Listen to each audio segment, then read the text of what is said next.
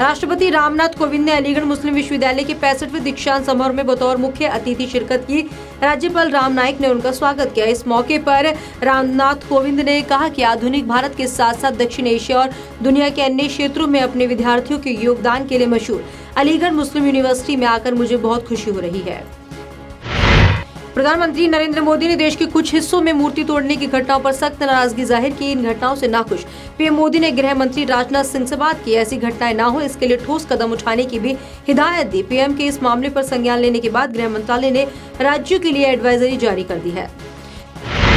रूसी क्रांति के नायक रहे व्लादिमीर लेनिन की साउथ त्रिपुरा जिले में 2 दिन में दूसरी मूर्ति तोड़ दी गई है। दूसरी घटना जिले के सबरूम टाउन में मोटर स्टैंड के पास हुई है। वाम दलों ने इस तोड़फोड़ का आरोप बीजेपी वर्कर्स पर लगाया है। इस बीच त्रिपुरा में मार्क्सवादी कम्युनिस्ट पार्टी के कई दफ्तरों में तोड़फोड़ की गई है।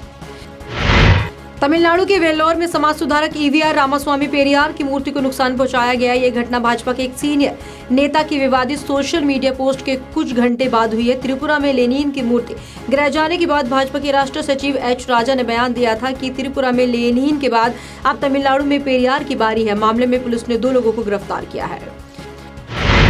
यूपी विधानसभा में अभिभाषण पर चर्चा के दौरान मुख्यमंत्री योगी आदित्यनाथ ने विपक्ष पर करारा हमला बोला। उन्होंने कहा कि मैंने तब भी कहा था और आज भी गर्व के साथ कहता हूं कि मैं हिंदू हूं, मैं ईद नहीं मनाता, लेकिन अगर कोई अपना त्योहार मनाएगा तो सरकार उसमें सहयोग करेगी और साथ ही सुरक्षा भी देगी।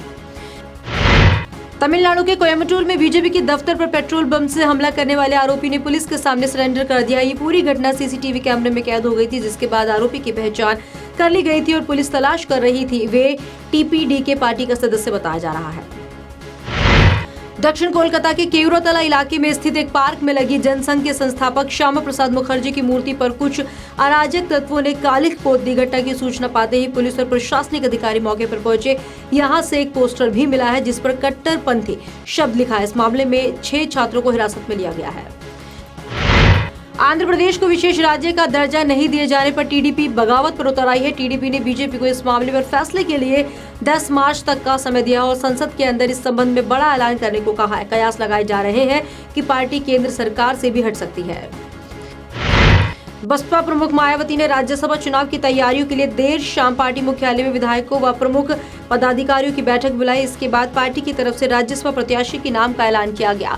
इटावा जिले से 2007 में बीएसपी की टिकट से विधानसभा पहुंचे पूर्व विधायक भीमराव अंबेडकर को पार्टी ने राज्यसभा के लिए प्रत्याशी बनाया है। सीबीआई ने पीएनबी धोखाधड़ी मामले में गीतांजलि ग्रुप ऑफ कंपनीज के वाइस प्रेसिडेंट विपुल चितालिया को गिरफ्तार किया है, जिसके बाद उन्हें 17 मार्च तक सीबीआई की हिरासत में भेज दिया गया है। एजेंसी ने भारत लौटे चितालिया को मुंबई हवाई अड्डे पर हिरासत में लिया। सुप्रीम कोर्ट ने भाजपा के विधायक ओपी शर्मा और पार्षद गुंजन गुप्ता को सीलिंग अभियान के समय दिल्ली के मुख्यमंत्री अरविंद केजरीवाल के खिलाफ अपमानजनक भाषा का प्रयोग करने के मामले में फटकार लगाई है। कोर्ट ने कहा है कि ऐसा करने से सरकार के मुखिया की गरिमा कम होती है। श्रीलंका के कैंडी शहर में भड़की सांप्रदायिक हिंसा की पूरे देश में फैलने के कारण वहां 7 दिनों के लिए इमरजेंसी लगा दी गई है। अभी तक इस हिंसा में 2 लोगों के मारे जाने की खबर है।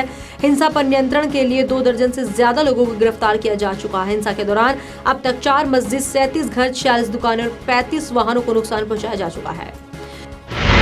फोर्ब्स ने 2018 की सबसे अमीर लोगों की लिस्ट जारी कर दी, जिसमें अमेजॉन के फाउंडर जेफ बेजोस नंबर 1 पर है। जेफ की सालाना कमाई 112 अरब करोड़ रुपए है। उन्होंने बिल गेट्स को भी पीछे छोड़ दिया। इस लिस्ट में मुकेश अंबानी 19वें नंबर पर है। बीएसएफ के कांस्टेबल को पीएम नरेंद्र मोदी के नाम के पहले माननीय और श्री नहीं लगाने की कीमत 7 दिन की सैलरी कटवा कर चुकानी पड़ी। फोर्स ने इसे प्रधानमंत्री के प्रति अपमानजनक मानते हुए सजा दी है। घटना 21 फरवरी की है। अब पश्चिम बंगाल के नादिया के महतपुर की 15 बीएसएफ बटालियन हेडक्वार्टर में घटना हुई। बॉलीवुड एक्ट्रेस रवीना टंडन के खिलाफ भुवनेश्वर के लिंगराज मंदिर प्रशासन ने शिकायत दर्ज कराई है। आरोप है कि उन्होंने मंदिर के 9 कैमरा जोन में एक विज्ञापन के लिए शूटिंग की और मंदिर परिसर के नियमों को तोड़ा। पुलिस ने केस दर्ज कर मामले की जांच शुरू कर दी है। मेरे साथ बड़ी खबर में फिलहाल इतना ही। देश दुनिया की ताजा तरीन खबरें देखने के लिए आप देखते रहिए वन न्यूज। नमस्कार।